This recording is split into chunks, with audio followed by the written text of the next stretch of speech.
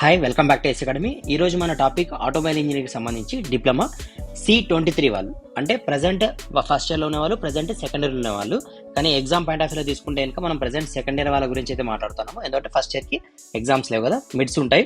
వాళ్ళ గురించి అయితే కనుక మనం ఫర్దర్గా వేరే వీడియోలో మీకు డిస్కస్ చేస్తాను. మిడ్స్ గురించి అయితే కనుక ఈ వీడియోలో కంప్లీట్గా డిప్లొమా ఆటోమొబైల్ ఇంజనీరింగ్ సంబంధించి అక్టోబర్ నవంబర్లో, అంటే ఈ మంత్ ఎగ్జామ్స్ ఉన్నాయి కదా మనకు, ఆ టైం టేబుల్ని బేస్ చేసుకుని మన ప్రిపరేషన్ ఎలా ఉండాలనేది మనం ఈ వీడియోలో అయితే ఇంకా డిస్కస్ చేద్దాం. ఓకే, సరే, ఫస్ట్ టైం టేబుల్ అయితే చూద్దాము. ఆటోమొబైల్ ఇంజనీరింగ్ సంబంధించి C23 సిరీస్ వాళ్ళకు. ఓకే, ప్రజెంట్ వాళ్ళకి సంబంధించిన ఎగ్జామ్, రెగ్యులర్ ఎగ్జామ్ ఏది అంటే కనుక third semester automobile power plant date వచ్చి 22 అయితే ఉంది. అదేవిధంగా automobile transmission system 24th, engineering mathematics 2 అంటే M2 వచ్చి 26th, మామూలుగా మెకాట్రానిక్స్ అంటాము, మెకానికల్ ప్లస్ ఎలక్ట్రానిక్స్, ఇది వచ్చి ఆటోమొబైల్ ప్లస్ ఎలక్ట్రానిక్స్, ఆటోట్రానిక్స్ అంటాము, 29th ఉంది. Engineering materials and manufacturing process 2nd, machine drawing వచ్చి 5th అయితే ఉంది. ఇది రెగ్యులర్ వాళ్ళకు, అంటే సప్లీలు ఏం లేకోకుండా క్లియర్గా ఉన్న వాళ్ళకి ఈ టైం టేబుల్. సో ఈ టైం టేబుల్ విధంగా, అంటే ఈ టైం టేబుల్ ప్రకారంగా ఫాలో కావాలనుకుంటే ఇక్కడ చూడండి, మనకి 23rd గ్యాప్ ఉంది, 25th గ్యాప్ ఉంది, 27th, 28th, 30, తర్వాత 1st, 3rd, 4th. అంటే ఈ సబ్జెక్ట్లకి 2 days గ్యాప్ ఉంది కాబట్టి దీన్ని సెకండ్ ప్రియారిటీ కింద పెట్టుకోండి. ఫస్ట్ ప్రియారిటీ కింద ఈ 3 సబ్జెక్ట్స్ని కంప్లీట్ చేసుకోండి. ఓకేనా? తర్వాత నేను రెగ్యులర్ చెప్పేది ఒకటి, ఫస్ట్ పాస్ అయ్యేదానికి చూడండి అన్ని సబ్జెక్ట్స్, తర్వాత స్కోర్ కోసం అయితే ఫోకస్ చేయండి. ఓకే, ఇప్పుడు మనము సప్లీలు ఉన్న వాళ్ళ గురించి అయితే ఇంకా డిస్కస్ చేద్దాం. ఫర్ ఎగ్జాంపుల్ మనకు రెగ్యులర్తో పాటు సప్లీలు ఏమైనా మిగిలినాయి అనుకోండి. ఫర్ ఎగ్జాంపుల్ మనం ఆటోమొబైల్ సబ్జెక్టులు తీసుకుంటే కనుక, సో మ్యాథ్స్ ఎక్కువ మంది ఫెయిల్ అయ్యే ఛాన్స్ ఉంది. తర్వాత బేసిక్ మెకానికల్ ఇంజనీరింగ్, ఈ 2 సబ్జెక్ట్స్ కొంచెం ఫెయిల్ అయ్యే ఛాన్సెస్ ఎక్కువ ఉన్నాయి. ఫర్ ఎగ్జాంపుల్ ఈ 2 సబ్జెక్ట్స్ సప్లీలు ఉన్నాయనుకోండి, ఈ ఎగ్జామ్ ఎప్పుడు ఉంది మనకు 23rd ఉంది. అంటే ఇక్కడ మనకి ఎగ్జామ్ ఉంటుంది మ్యాథ్స్ 1, తర్వాత బేసిక్ మెకానికల్ ఇంజనీరింగ్ 30th ఉంది. సో 30వ తేదీ ఉంది. సో ఇక్కడ ఉంటుంది ఎగ్జామ్. మీరేం చేయాలంటే మీ రెగ్యులర్ సబ్జెక్ట్స్ ప్లస్ సప్లీలు బేస్ చేసుకొని మీరంటూ ఒక టైం టేబుల్ రెడీ చేసుకోవాలి. ఎగ్జాంపుల్కి 22nd 10th ఏముంది ఎగ్జామ్ మీకు? ఆటోమొబైల్ పవర్ ప్లాంట్ ఉంది. తర్వాత 23rd ఏముంది మనకు? మ్యాథ్స్ 1 ఉంది. తర్వాత 24th వచ్చి ATS ఉంది. 26th వచ్చి మనకి మ్యాథ్స్ 2 ఉంది. ఈ విధంగా మీ ఎగ్జామ్స్, మీ సప్లీలు బేస్ చేసుకుని ఒక టైం టేబుల్ అయితే రెడీ చేసుకోండి. ఓకేనా? మీ సప్లీలు బేస్ ప్రకారంగా టైం టేబుల్ రెడీ చేసుకుంటే మనం కన్ఫ్యూజ్ కాకుండా ప్రిపేర్ అయ్యే ఛాన్సెస్ ఉంటాయి. సో దట్ మనకు అర్థమవుతుంది. ఇక్కడ మీరు ఇట్లా టైం టేబుల్ ప్రిపేర్ చేసుకున్న తర్వాత మీకు 1 day గ్యాప్ వస్తుందా, 2 days గ్యాప్ వస్తుందా, మీరు చెక్ చేసుకొని మీరు ప్రిపరేషన్ అయితే కనుక ప్లాన్ చేసుకోవచ్చు. ఇది ఫస్ట్ ఇంపార్టెంట్ స్టెప్. తర్వాత మీకు ఈజీగా రివిజన్ అయ్యే దానికోసం మీరు ఫాలో కావాల్సింది ఏమంటే కనుక, ఒక పేపర్ తీసుకోవడం, పేపర్ని ఇట్లా అంటే స్టావ్ తీసుకోవడము, స్టావ్ని 2 parts చేసుకోండి. 2 parts అంటే మిడిల్లో ఒక లైన్, ఇక్కడ మిడిల్ లైన్.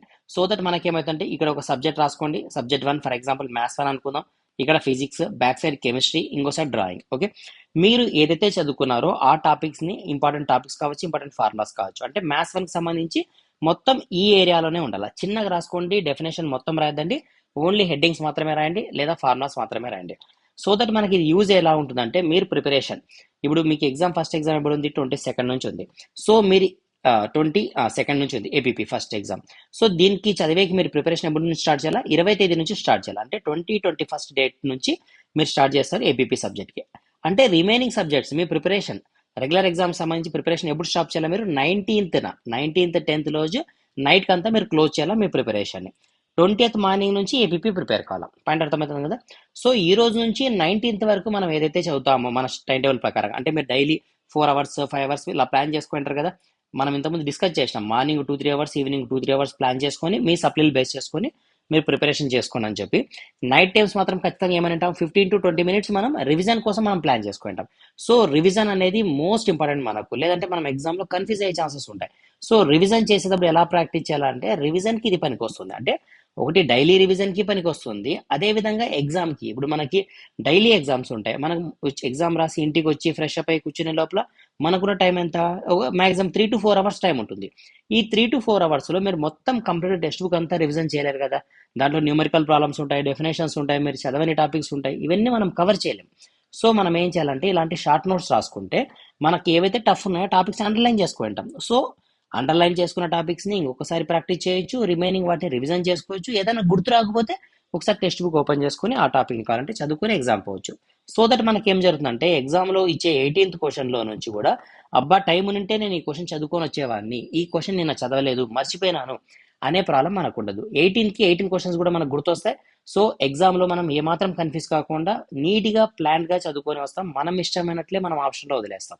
అంతే తప్ప జనరల్గా చేసేది ఏమంటే, డిప్లొమా స్ట్రాటజీ ఫస్ట్ క్వశ్చన్ రాస్తాం, రెండు మూడు లైన్లు రాస్తాం, స్పేస్ వదిలేస్తాం. సెకండ్ క్వశ్చన్ 2-3 లైన్లు రాస్తాం, స్పేస్ వదిలేస్తాం. ఇలాంటి స్ట్రాటజీ ఉండదు. మనకి ముందే అర్థమవుతుంది నాకు ఫస్ట్ క్వశ్చన్ వచ్చు, సెకండ్ క్వశ్చన్ రాదనే విషయం. దాని ప్రకారంగా కంప్లీట్గా రాసేస్తాం. అర్థమైంది కదా? ఈ విధంగా మనం ప్రిపేర్ కావాలంటే నేను ఏదైతే చెప్పినానో స్టెప్స్, ఫస్ట్ టైం టేబుల్ని రెడీ చేసుకోండి. ఎగ్జామ్ బేస్ పైన, ఎగ్జామ్ టైం టేబుల్ పైన ఇది దగ్గర పెట్టుకొని ఇలా టైం టేబుల్ని ప్రిపేర్ చేసుకోండి. ఓకేనా? దీనికి కావాలంటే స్క్రీన్ షాట్ తీసుకోండి, లేదా ఆటోవెల్ సంబంధించిన మన టెలిగ్రామ్ గ్రూప్ ఉంది కదా, ఆ టెలిగ్రామ్ గ్రూప్లో అయితే నేను పోస్ట్ చేస్తాను పీడిఎఫ్ని. అక్కడ నుంచి తీసుకొని మీరు మీకంటూ ఒక టైం టేబుల్ని, ఎందుకంటే సప్లీలు ఉంటాయి కదా, సో మీకంటూ ఒక టైం టేబుల్ ప్రిపేర్ చేసుకోండి, మీకంటూ ఒక షార్ట్ నోట్స్ ప్రిపేర్ చేసుకోండి, దాని ప్రకారంగా ఫాలో కావండి. ఖచ్చితంగా 100కి 200% మనం ఈసారి కంప్లీట్గా పాస్ అయిపోవాలా. దట్టు ఆటోమెల్ వాళ్ళకి క్లాసెస్ కావచ్చు, బుక్స్ కావచ్చు, ఇంపార్టెంట్ క్వశ్చన్స్ కావచ్చు, అట్లీస్ట్ యూట్యూబ్లో క్లాసెస్ కూడా చాలా అంటే చాలా వరకు అవైలబుల్లో ఉన్నాయి. కాబట్టి మీరు ఏం వరి కావాల్సిన పని లేదు. ఏపీపీ ఆటోమెల్ పవర్ ప్లాంట్ సంబంధించి కానీ, లేదా బేసిక్ మెకానికల్ ఇంజనీర్ సబ్జెక్ట్కి సంబంధించి కానీ ఇంపార్టెంట్ క్వశ్చన్స్ ఉన్నాయి, హౌ టు పాస్ అనే టాపిక్స్ ఉన్నాయి. ప్లస్ ఏదైనా మ్యాథ్స్ మీకు రాకపోయినా, అంటే న్యూమరికల్స్ M1 M2 అయితే బేసిక్గా ఉంటుందిలేండి, M1 M2 plus physics, chemistry, drawing. దాంతోపాటు మీకు ఏదైనా టఫ్ సబ్జెక్ట్స్ ఉన్నా మీరు కామెంట్లో షేర్ చేయండి. ఆ సబ్జెక్ట్ నేను కంప్లీట్గా క్లాసెస్ని కూడా యూట్యూబ్లో ఫ్రీగా ప్రొవైడ్ చేసి కూడా ట్రై చేస్తాను. ఓకేనా? మ్యాక్సిమం వరకు, అంటే అన్ని క్లాస్ అంతా చెప్పలేము కదా, మొత్తం అన్ని టాపిక్స్ చెప్పలేము. అట్లీస్ట్ పాస్ అయ్యి ఎంతైతే సిలబస్ కావాలో ఆ సిలబస్ అయినా నేను ఎక్స్ప్లెయిన్ చేసేకి ట్రై చేస్తాను. ఎక్కువ మందిని బేస్ చేసుకుని, అంటే ఒకరిద్దరికి అయితే మనం చేయలేం కదా, ఎందుకంటే మనం 3 బ్రాంచెస్కి అయితే డీల్ చేస్తున్నాం కాబట్టి ప్రెసెంట్. సో ఏదైతే ఎక్కువ మందికి నీడ్ ఉందో ఆ సబ్జెక్ట్ని ఫస్ట్ ప్రయారిటీ కింద ఇచ్చుకుంటాం. టైం ఉందంటే కనుక రిమైనింగ్ సబ్జెక్ట్స్ కూడా ఇచ్చుకుందాం.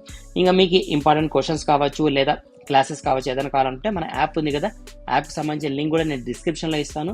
ప్లస్ టెలిగ్రామ్ లింక్ కూడా డిస్క్రిప్షన్లో ఇస్తాను. మీరు టెలిగ్రామ్లో జాయిన్ కండి, యాప్ని డౌన్లోడ్ చేసుకుని ఒకసారి అయితే చూడండి. అక్కడ ఇంపార్టెంట్ క్వశ్చన్స్ ప్లస్ క్లాసెస్ అయితే ఉన్నాయి, మీకు సూటబుల్గా ఉంటాయి. M1 M2 ఇవి కొంచెం టఫ్ సబ్జెక్ట్స్ కాబట్టి మీరు ఓన్గా ప్రిపేర్ అయ్యాకంటే కొంచెం గైడెన్స్ తీసుకోవడం వల్ల యూజ్ అయితే ఉంటుంది. సో మీకు రీజనబుల్ ప్రైస్ అనిపిస్తే కనుక తీసుకోండి, లేదంటే ఒకసారి అయితే చూడండి, మీకంటూ క్లారిటీ వస్తుంది. ఓకే, ఎనీవే ఎవరైతే ప్రిపేర్ అవుతున్నారో ఎగ్జామ్కి, ఈ మంత్ ఎగ్జామ్స్కి, వాళ్ళందరికీ all the best. Thank you.